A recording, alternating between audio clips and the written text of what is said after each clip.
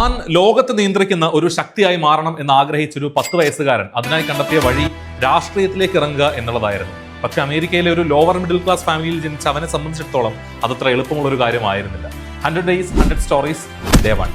തന്റെ ലക്ഷ്യത്തിലേക്ക് താൻ യൂണിവേഴ്സിറ്റിയിൽ നിന്നും പൊളിറ്റിക്കൽ സയൻസും MBAയും പഠിച്ചു കഴിയുമ്പോഴേക്കും അവൻ മനസ്സിലാക്കുകയായിരുന്നു ലോകം നിയന്ത്രിക്കുന്നത് പൊളിറ്റിക്സ് അല്ല, മറിച്ച് മണിയാണ് എന്നുള്ളത്. അങ്ങനെ അദ്ദേഹം പണത്തെക്കുറിച്ചും ഇൻവെസ്റ്റ്മെന്റിനെ കുറിച്ചും പഠിക്കുന്നതിന് വേണ്ടിയിട്ട് ഒരു ഇൻവെസ്റ്റ്മെന്റ് കമ്പനിയിൽ എംപ്ലോയി ആയി ജോയിൻ ചെയ്യുകയാണ്. അദ്ദേഹം പല കാര്യങ്ങളും പഠിക്കുന്നു. ഇതിനിടയിൽ അദ്ദേഹം കൈകാര്യം ചെയ്തിരുന്ന അസറ്റ് മാനേജ്മെന്റിൽ അദ്ദേഹത്തിന്റെ ഭാഗത്തു നിന്നും വന്ന ഒരു മിസ്റ്റേക്ക് കൊണ്ട് കമ്പനിക്ക് വലിയൊരു നഷ്ടം സംഭവിക്കുന്നു. ഈ കാരണം കൊണ്ട് തന്നെ അദ്ദേഹത്തിന് തന്റെ തൊഴിൽ നഷ്ടപ്പെട്ടു പോവുകയാണ്. തന്റെ 36ാമത്തെ വയസ്സിൽ അങ്ങനെ തൊഴിൽ രഹിതനായ ഈ ഒരു വ്യക്തി തനിക്ക് പറ്റിയ മിസ്റ്റേക്കിൽ നിന്നും പാഠം ഉൾക്കൊണ്ടുകൊണ്ട് 1988 ബ്ലാക്ക് റോക്ക് എന്ന അസറ്റ് മാനേജ്മെന്റ് കമ്പനി സ്ഥാപിക്കുകയാണ്.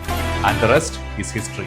ഇന്ന് ഗ്ലോബൽ ഇൻവെസ്റ്റ്മെന്റിന്റെ 95% ഷെയ്പ്പ് ചെയ്യുന്ന കമ്പനി, $11.5 ട്രില്യൺ അസറ്റ് വാല്യൂ ഉള്ള ബ്ലാക്ക് റോക്കിന്റെ CEO ലാറി ഫിങ്ക് ആണ് ആ വ്യക്തി. $11.5 ട്രില്യൺ എന്ന് പറയുമ്പോൾ നമ്മുടെ ഇന്ത്യൻ GDP-യേക്കാൾ എത്രയോ അധികമാണെന്ന് ഓർക്കണം. ഇന്ത്യൻ കോടീശ്വരൻ മുകേഷ് അംബാനിയുടെ മൊത്തം അസറ്റ് വാല്യൂ പോലും ഇതിന്റെ 1% മാത്രം. It's okay to make mistakes, it's okay to take time for learning. കാരണം ലോകത്ത് നിയന്ത്രിക്കാൻ ആഗ്രഹിച്ച എന്നാൽ 36ാമത്തെ വയസ്സിൽ തൊഴിൽ രഹിതനാകേണ്ടി വന്ന അതേ വ്യക്തി തന്നെയാണ് ഇലോൺ മസ്കും മാർക്ക് സക്കർബർഗും ഉൾപ്പെടെയുള്ള വ്യവസായ പ്രമുഖരെയും എന്തിനേറെ അമേരിക്കൻ പ്രസിഡന്റ് ഡൊണാൾഡ് ട്രംപിനെയും വരെ നിയന്ത്രിക്കാൻ തക്കവണ്ണം the most powerful man on earth എന്ന് പറയപ്പെടുന്ന ലാറി ഫിങ്ക്. ഏറ്റവും ചെറിയ വിലയ്ക്ക് ഒരു സാധാരണക്കാരന് സ്വന്തമാക്കാവുന്ന ടാറ്റ നാനോ, ബജാജ് ക്യൂട്ട് പോലെയുള്ള ബജറ്റ് മോഡലുകൾ മുതൽ മോസ്റ്റ് പ്രീമിയം ലക്ഷറി കാറുകൾ വരെ ഇന്ന് കേരളത്തിലെ നിരത്തുകളിൽ സുലഭമാണല്ലേ. എന്നാൽ കേരളത്തിലെ നിരത്തുകളിലൂടിയ ആദ്യത്തെ കാർ അത് സ്വന്തമാക്കിയ വ്യക്തി അതാരാണെന്ന് അറിയാമോ? 100 Days 100 Stories Day 2. കേരളത്തിൽ നിന്നും ആദ്യമായി കാർ സ്വന്തമാക്കിയ വ്യക്തി എന്ന റെക്കോർഡ് ആലുമൂട്ടിൽ കൊച്ചൂഞ്ഞ് ചാന്നാർക്ക് അവകാശപ്പെട്ടതാണ്.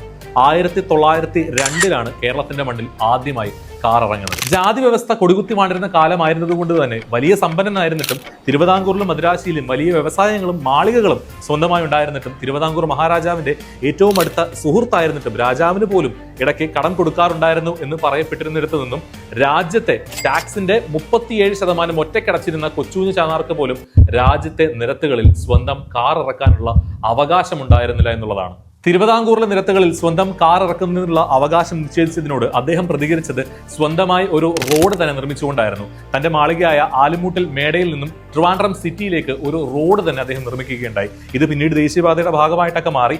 എന്നാൽ കാലം അദ്ദേഹത്തിന് വേണ്ടി കാത്തുവെച്ച വിധി അത്ര സുഖമുള്ളതായിരുന്നില്ല. മരുമക്കത്തായവുമായി ബന്ധപ്പെട്ട പ്രശ്നത്തിൽ സ്വന്തം മരുമക്കളാൽ തന്നെ തന്റെ മേടയിൽ വെച്ച് ആലുമൂട്ടിൽ മേടയിൽ വെച്ച് അദ്ദേഹം കൊല്ലപ്പെടുകയാണ് ഉണ്ടായത്. ആലുമൂട്ടിൽ മേടയുടെയും കൊച്ചൂഞ്ഞ് ചാന്നാറുടെയും കഥകളിൽ നിന്നും പ്രചോദനം ഉൾക്കൊണ്ടുകൊണ്ട് മധുമുട്ടം എഴുതി ഫാസിൽ സംവിധാനം ചെയ്ത ചിത്രമാണ് എവർഗ്രീൻ ക്ലാസിക്കായ മണിച്ചിത്രത്താഴ്. 3 Idiots സിനിമയിൽ ആമിർ ഖാൻ ചെയ്ത, അത് റീമേക്ക് ചെയ്ത് തമിഴിൽ നൻപനായപ്പോൾ വിജയ് ചെയ്ത റോൾ, ഈ 2 സിനിമകൾക്കും ആധാരമായ ചേതൻ ഭഗത്തിന്റെ 5 Point Someone ഉൾപ്പെടെയുള്ള സൃഷ്ടികൾക്ക് ആധാരമായ പ്രചോദനമായ ഒരു യഥാർത്ഥ മനുഷ്യൻ സോനം വാങ്ചുക്.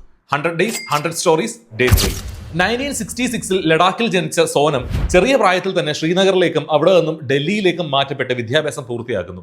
എന്നാൽ മെക്കാനിക്കൽ എഞ്ചിനീയറിംഗ് പൂർത്തിയാക്കി തന്റെ ഗ്രാമത്തിലേക്ക് തിരികെ എത്തുമ്പോഴേക്കാണ് തന്റെ ഗ്രാമം നേരിടുന്ന ഒരു യഥാർത്ഥ പ്രശ്നം അദ്ദേഹത്തിന്റെ ശ്രദ്ധയിൽപ്പെടുന്നത്. ലഡാക്കി ഭാഷ സംസാരിച്ച് ശീലിച്ച കുട്ടികൾ 10th ഫൈനൽ എക്സാം ഇംഗ്ലീഷിലോ ഉറുദുവിലോ എഴുതേണ്ടി വരുമ്പോൾ ആ ഗ്രാമത്തിൽ നിന്നുള്ള 90% കുട്ടികളും പരാജയപ്പെടുകയാണ്. ഇതിനൊരു മാറ്റം കൊണ്ടുവരാൻ ലഡാക്കിൽ ഒരു സ്കൂൾ തുടങ്ങാൻ അദ്ദേഹം തീരുമാനിച്ചു. യാതൊരു ഇൻഫ്രാസ്ട്രക്ചറും ഇല്ലാത്തൊരിടത്ത് സ്കൂൾ തുടങ്ങുന്നതിനാവശ്യമായ സാമ്പത്തിക ശേഷി അവരുടെ പക്കലുണ്ടായിരുന്നില്ല. കുട്ടികളുടെ വീടുകളിൽ നിന്നും മലമ്പ്രദേശത്ത് നിന്നും തടികൾ ശേഖരിച്ച് ടെന്റ് രൂപത്തിൽ ക്ലാസ് റൂമുകൾ കെട്ടി. ഇലക്ട്രിസിറ്റിക്ക് വേണ്ടി സൗരോർജ്ജത്തെ ഉപയോഗിച്ചു. എന്നാൽ വെള്ളത്തിന് എന്താണ് ചെയ്യുക? വേനലിൽ കുടിക്കാൻ പോലും വെള്ളം കിട്ടാത്തടുത്ത് സ്കൂളിലേക്ക് എങ്ങനെയാണ് വെള്ളം എത്തിക്കുക? അവിടെയാണ് ഇന്ന് 10,000-കണക്കിന് പേർക്ക് സഹായമായി മാറിയ ഐസ് സ്തൂപ എന്ന കോൺസെപ്റ്റ് പിറവികൊള്ളുന്നത്.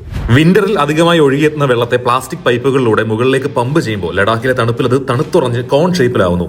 സമ്മറിൽ അത് പതിയെ ഉരുകി ഇന്ന് സ്കൂളിലേക്ക് മാത്രമല്ല കൃഷിക്ക് പോലും ആവശ്യമായ ജലം ഇതിലൂടെ ലഭിക്കുന്നു. തന്റെ എഫോർട്സിന്റെ പേരിൽ മാക്സാസെ അവാർഡ് ഉൾപ്പെടെ സ്വന്തമാക്കിയിട്ടുള്ള സോനം വാങ്ചുകിന്റെ പേരിലുള്ളത് 400-ലധികം കണ്ടുപിടുത്തങ്ങളുടെ പേറ്റന്റ് ആണ്. ഇനി 3 Idiots നൻപനോ ഒക്കെ കാണുന്ന സമയത്ത് ഓർത്തോളൂ, സോനം വാങ്ചുക് എന്ന പേര്. ആൽബർട്ട് ഐൻസ്റ്റൈന് തെറ്റുപറ്റിയിരിക്കുന്നു. ഒരു ദിവസം തന്റെ സ്റ്റുഡൻസിന് വേണ്ടി ക്ലാസ് എടുക്കുകയാണ് വിഖ്യാത സയന്റിസ്റ്റ് ആൽബർട്ട് ഐൻസ്റ്റൈൻ. അദ്ദേഹം തന്റെ ബോർഡിൽ 9ന്റെ ഗുണന പട്ടിക മൾട്ടിപ്ലിക്കേഷൻ ടേബിൾ എഴുതുകയാണ്. 1 × 9 = 9, 2 × 9 = 18 തുടങ്ങി 10 × 9 = 91 എന്നെഴുതി അദ്ദേഹം ചോക്ക് താഴ്ത്തി. നിശബ്ദമായിരുന്ന ക്ലാസ്സിൽ എവിടെ നിന്നോ ഒരു ചിരി പൊട്ടി. അതൊരു കൂട്ടച്ചിരിയായി മാറി. അതെ, ലോകമറിയുന്ന ശാസ്ത്രജ്ഞൻ ആൽബർട്ട് ഐൻസ്റ്റൈൻ തങ്ങളുടെ അധ്യാപകന് തെറ്റുപറ്റിയിരിക്കുന്നു. 10 × 9 = 90 എന്ന് എഴുതേണ്ടടുത്ത് 91 എന്ന് അദ്ദേഹം എഴുതിയിരിക്കുന്നു. 100 days 100 stories Day 4. ഒരു സാധാരണ കൊച്ചുകുട്ടിക്ക് പോലും അറിയാവുന്ന കണക്ക് തെറ്റിച്ച് നിശബ്ദനായി തന്റെ കുട്ടികളുടെ കൂട്ടച്ചിരി കണ്ടു നിൽക്കുന്ന ഐൻസ്റ്റൈൻ പതിയെ സംസാരിച്ചു തുടങ്ങി. കേവലം 9ന്റെ ഗുണനപ്പട്ടിക പോലും അറിയാത്ത ഒരു വിഡ്ഢിയാണ് നിങ്ങളുടെ അധ്യാപകൻ എന്ന് നിങ്ങൾക്ക് തോന്നുന്നുണ്ടോ? കുട്ടികൾ ഒന്നടങ്കം നിശബ്ദരായി. ഞാൻ 9 തവണ ശരി എഴുതിയപ്പോഴും എന്നെ അഭിനന്ദിക്കാൻ മടിച്ച നിങ്ങൾ എന്റെ ഒറ്റ തെറ്റിന്റെ പേരിൽ എന്നെ പരിഹസിക്കാനും പുച്ഛിക്കാനും തുടങ്ങി. ഇന്നത്തെ പാഠം ഇതാണ്: ലോകം ഇങ്ങനെയാണ്. അവർ നിങ്ങളുടെ നേട്ടത്തിന് വേണ്ടി കൈയടിച്ചില്ലെങ്കിലും നിങ്ങളുടെ നഷ്ടത്തിൽ, തോൽവിയിൽ പുച്ഛിക്കാനും പരിഹസിക്കാനും അവർ മടിക്കില്ല. Be prepared for it. Einstein തുടർന്നു, it's okay to make mistakes. നിങ്ങൾ തെറ്റ് വരുത്തുന്നില്ല എന്നുണ്ടെങ്കിൽ നിങ്ങൾ ഒന്നും ചെയ്യുന്നില്ല എന്നാണ് അതിന്റെ അർത്ഥം. ഈ ഒരു വീഡിയോ നമ്മളിൽ പലരും കണ്ടിട്ടുണ്ടായിരിക്കും. റെസ്പെക്ട് എന്ന് വെച്ചാൽ ഇതാണല്ലേ. എൻ്റയർ സ്പോർട്സ് വേൾഡും അത്ര കണ്ട് റെസ്പെക്ട് ചെയ്യുന്ന ഒരു വ്യക്തി, ബാസ്കറ്റ്ബോൾ ഇതിഹാസം Michael Jordan. 100 days 100 stories Day 5. 1963 ബ്രൂക്ലിനിൽ ജനിച്ച മൈക്കിളിന് ചെറിയ പ്രായം മുതൽ തന്നെ ബാസ്കറ്റ്ബോൾ വലിയൊരു ഫാസിനേഷൻ ആയിരുന്നു. ഹൈസ്കൂളിൽ പഠിക്കുന്ന സമയത്ത് മൈക്കിളിന് ഒരു അവസരം വരികയാണ്. സ്വന്തം സ്കൂൾ ടീമിന്റെ ഭാഗമായിട്ട് സ്വന്തം നാട്ടിൽ നടക്കുന്ന ഒരു ടൂർണമെന്റിൽ പങ്കെടുക്കാനുള്ള ഒരു അവസരം.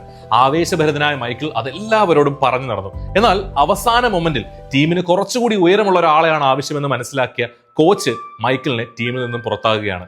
എങ്ങനെയെങ്കിലും ഈ ടൂർണമെന്റിന്റെ ഭാഗമാകണം എന്ന് ആഗ്രഹിച്ച മൈക്കിൾ അതിനായി കണ്ടെത്തുന്ന പോംവഴി ടീമിലെ മറ്റു താരങ്ങളുടെ യൂണിഫോം ചുമക്കുന്ന കാരിയറായി ഈ ടൂർണമെന്റിന് പോവുക എന്നുള്ളതായിരുന്നു. പക്ഷെ അവനൊരു സർപ്രൈസ് നൽകാനായി ഗാലറിയിൽ കളി കാണാൻ വന്നിരിക്കുന്ന തന്റെ പേരൻസിനെ കണ്ടപ്പോൾ കൊച്ചു മൈക്കിൾ തളർന്നുപോയി. അന്ന് വീട്ടിലേക്ക് എത്തിയ മൈക്കിൾ കഥകടച്ച് റൂമിനകത്തിരുന്ന് മണിക്കൂറുകളോളം കരഞ്ഞു. പക്ഷെ മൈക്കിൾ ജോർദാൻ തന്നെ പിന്നീട് പറയുന്നത്, അന്ന് കഥക് തുറന്ന് പുറത്തേക്ക് വരുന്ന മൈക്കിൾ 2 തീരുമാനങ്ങൾ എടുത്തിട്ടാണ് വരുന്നത്. 1, 1 വർഷത്തിന്റെ ഉള്ളിൽ എങ്ങനെയും ഉയരം വർദ്ധിപ്പിക്കുക. 2, എങ്ങനെയും ഒരു പ്രൊഫഷണൽ ബാസ്കറ്റ്ബോൾ പ്ലെയറായി മാറുക. കഠിന പരിശ്രമത്തിന്റെ 1 വർഷം, നെക്സ്റ്റ് ഇയർ സമ്മറിൽ തന്റെ ഉയരം 4 ഇഞ്ച് വർദ്ധിപ്പിച്ച് സ്കൂൾ ടീമിൽ ഇടം കണ്ടെത്തിയ മൈക്കിൾ ജോർദാൻ അദ്ദേഹത്തിന്റെ കളിമികവ് കൊണ്ട് അതിവേഗം തന്നെ പ്രൊഫഷണൽ ക്ലബ്ബുകളിലേക്ക് എത്തി. Rest is history. 15 seasons on MBL, അതിൽ 6 തവണ ചാമ്പ്യൻഷിപ്പ്, ലോകത്തിൽ തന്നെ ഒരു ബില്യണിയറായി മാറുന്ന ആദ്യത്തെ athlete. And the name itself is A brand. Michael Jordan. കിഴക്കൻ ഫ്രാൻസിലെ ഒരു ചെറിയ മലയോര ഗ്രാമം. അടിക്കടി ഉണ്ടാകുന്ന വന്യമൃഗങ്ങളുടെ ആക്രമണത്തെ ചെറുക്കാൻ കർഷകരായ നാട്ടുകാരെ സഹായിക്കുന്നതിന് വേണ്ടിയിട്ട് ഒരു ചെറിയ ട്രൂപ്പ് പട്ടാളം ആ ഗ്രാമത്തിൽ തമ്പടിച്ചിരിക്കുകയാണ്. 100 days 100 stories Day 6. സാധാരണക്കാരായ ജനങ്ങൾ ക്യാമ്പിന് ചുറ്റും വളരെ ആവേശത്തോടെ തടിച്ചുകൂടി. അവർക്ക് ഇതൊക്കെ വലിയ കൗതുകമാണ്. തങ്ങളുടെ വിശ്രമവേള ആയതുകൊണ്ട് തന്നെ സൈനികരൊക്കെയും പലതരം കളികളിൽ ഏർപ്പെട്ടിരിക്കുകയാണ്. അവരുടെ കായിക മികവ് കണ്ട് ആവേശത്തോടെ കൗതുകത്തോടെ നാട്ടുകാർ നിൽക്കുന്നതിനിടയിലാണ് കുറച്ചകന്നു മാറി ഒരു മരത്തിന്റെ ചുവട്ടിൽ എന്തോ വായിച്ചുകൊണ്ടിരിക്കുന്ന ഒരു പട്ടാളക്കാരനെ അവർ ശ്രദ്ധിക്കുന്നത്. മറ്റു പട്ടാളക്കാരുടെ കായിക മികവും ഫ്ലെക്സിബിലിറ്റിയൊക്കെ കണ്ട് ആവേശം കൊണ്ടിരിക്കുന്ന നാട്ടുകാർ ഇയാൾക്ക് ചുറ്റും കൂടി ഇയാളെ കളിയാക്കാൻ തുടങ്ങി. ഈ മടിയനേക്ക് ആരാണ് പട്ടാളത്തിലെടുത്തത്? മറ്റു പട്ടാളക്കാർ അവരുടെ കായികക്ഷമതയും അല്ലെങ്കിൽ അവർ എനർജിയൊക്കെ ആയിട്ട് അവരുടെ മികവ് കാണിച്ചുകൊണ്ടിരിക്കുമ്പോൾ ഇവൻ ലൈബ്രറിയിൽ ഇരുന്ന് പഠിക്കുന്നത് പോലെ ഇവിടെ വന്നിരുന്ന് വായിച്ചുകൊണ്ടിരിക്കുന്നു. അവർ പലതും പറഞ്ഞ് അദ്ദേഹത്തെ കളിയാക്കുന്നുണ്ടെങ്കിലും അദ്ദേഹം, ആ പട്ടാളക്കാരൻ, ഇതൊന്നും ശ്രദ്ധിക്കുന്നുണ്ടായിരുന്നില്ല. വർഷങ്ങൾ പിന്നീട് പലതും കഴിഞ്ഞു. ഫ്രഞ്ച് ചക്രവർത്തിയുടെ സൈനിക പരേഡ് ആ ഗ്രാമത്തിലൂടെ കടന്നു പോവുകയാണ്. തന്റെ കുതിരപ്പുറത്തിരുന്നു കൊണ്ട് ഫ്രാൻസിന്റെ ചക്രവർത്തി തന്റെ ജനങ്ങളെയെല്ലാം കൈവീശി കാണിക്കുന്നുണ്ട്. അപ്പോഴേക്കും നാട്ടുകാരിൽ ചിലർ അയാളുടെ മുഖം ഓർത്തെടുത്തു, തിരിച്ചറിഞ്ഞു. വർഷങ്ങൾക്ക് മുൻപ് മരച്ചുവട്ടിൽ പുസ്തകം വായിച്ചുകൊണ്ടിരുന്ന അതേ ചെറുപ്പക്കാരൻ ഇന്നിതാ ചക്രവർത്തിയായി തങ്ങളുടെ മുന്നിൽ നിൽക്കുന്നു. അവർ ആർത്തു വിളിച്ചു തങ്ങളുടെ ചക്രവർത്തിക്ക് വേണ്ടിയിട്ട്, നെപ്പോളിയൻ ബോണപ്പാർട്ടിന് വേണ്ടിയിട്ട്. ഫ്രാൻസിന്റെ ചരിത്രത്തിലെ തന്നെ ഏറ്റവും ശക്തനായ ഭരണാധികാരി നെപ്പോളിയൻ ബോണപ്പാർട്ട്. അതെ, knowledge is power, acquire, analyse and apply.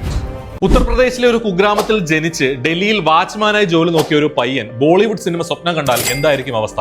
അതും ലോകത്തിന്റെ കണ്ണിൽ ഒരു ബോളിവുഡ് നടനാവേണ്ട യാതൊരു ബോഡി ഫീച്ചേഴ്സും ഇല്ല എന്ന് കരുതപ്പെടുന്ന ഒരാൾ. 100 days 100 stories Day 7. ചെറുപ്രായം മുതൽ തന്നെ അഭിനയവും സിനിമയുമായിരുന്നു ഏറ്റവും വലിയ പാഷൻ.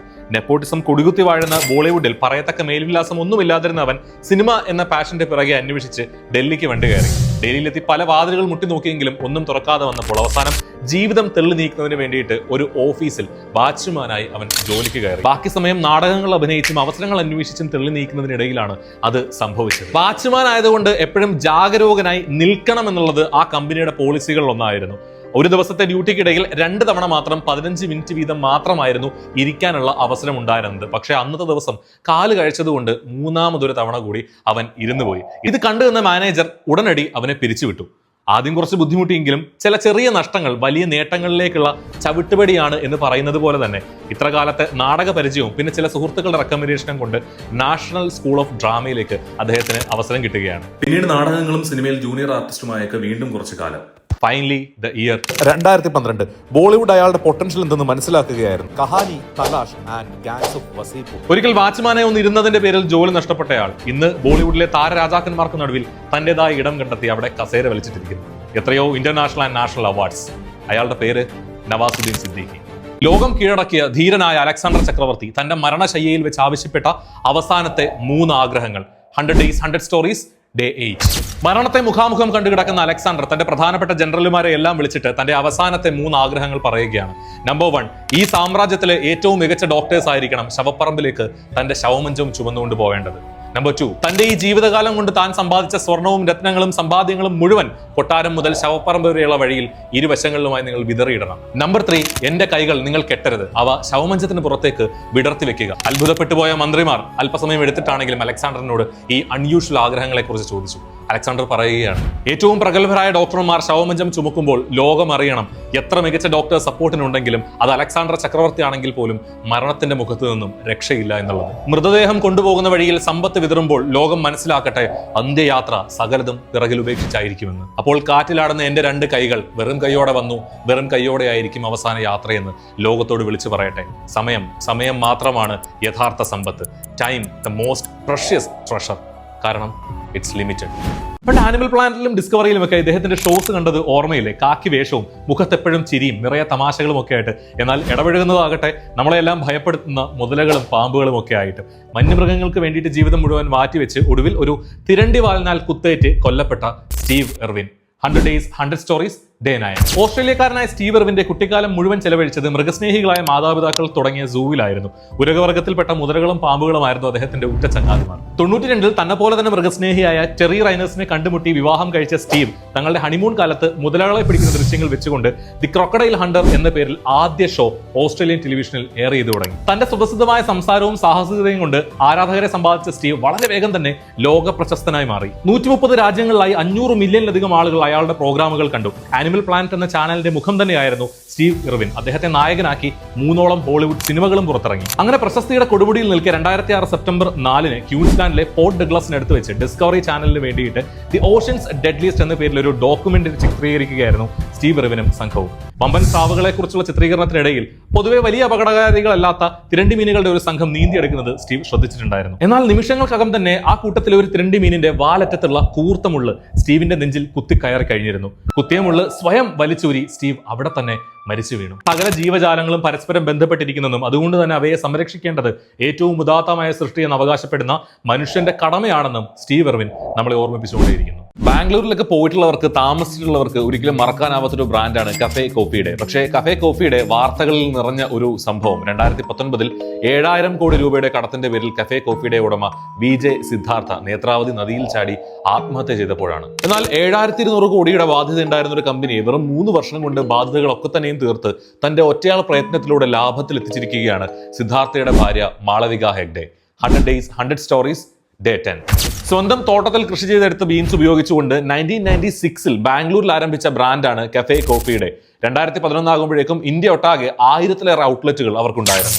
എന്നാൽ ബിസിനസ് ലോകത്ത് തന്റെ പല കണക്കുകൂട്ടലുകളും പിഴച്ചുപോയ സിദ്ധാർത്ഥ ഒരൊറ്റ രാത്രി കൊണ്ട് എല്ലാം അവസാനിപ്പിച്ചു. സിദ്ധാർത്ഥയുടെ മരണം അവശേഷിപ്പിച്ച ദുഃഖത്തിൽ തളർന്നിരിക്കാൻ പക്ഷെ മാളവികയ്ക്ക് ആകുമായിരുന്നില്ല. കാരണം തന്റെ ഭർത്താവ് തോറ്റുപോയ ഒരാളല്ല, മറിച്ച് ചില കണക്കുകൂട്ടലുകൾ പിഴച്ചുപോയതാണെന്ന് തെളിയിക്കേണ്ടത് അവരുടെ ആവശ്യമായിരുന്നു.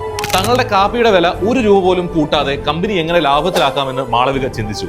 ഔട്ട്ലെറ്റ്സിന് പുറമെ രാജ്യത്തെമ്പാടുമുള്ള IT പാർക്കുകളിലും സ്ഥാപനങ്ങളും സ്ഥാപിച്ചിരുന്ന കിയോസ്കുകൾ പിൻവലിച്ചുകൊണ്ടും ലാഭകരമല്ലാത്ത ഔട്ട്ലെറ്റുകൾ കൂട്ടിക്കൊണ്ടും അവർ ചെലവ് ചുരുക്കി. മാത്രമല്ല പുറമെ നിന്നും ഇൻവെസ്റ്റേഴ്സിനെ സ്വീകരിച്ചു. ഇത്തരത്തിൽ 1 വർഷം കൊണ്ട് 7200 കോടി ഉണ്ടായിരുന്ന കടം 3200 കോടിയായി അവർ കുറച്ചു. അടുത്തൊരു വർഷം കൂടി കഴിഞ്ഞപ്പോൾ ലോങ് ടേം ക്രെഡിറ്റ് ആയ 1200 കോടി രൂപ മാത്രമായി കഫേ കോഫിയുടെ കടം. അടയാളപ്പെടുത്തലാണ് മാളവിക ഹെഗ്ഡെ. ഒരു നിമിഷം മനസ്സൊന്ന് പതറിയപ്പോൾ സിദ്ധാർത്ഥയോടൊപ്പം മുങ്ങിത്താഴുമായിരുന്ന ബിസിനസ് സാമ്രാജ്യത്തെ ഒറ്റയ്ക്ക് ഉയർത്തിക്കൊണ്ടുവന്ന ധീര വനിത.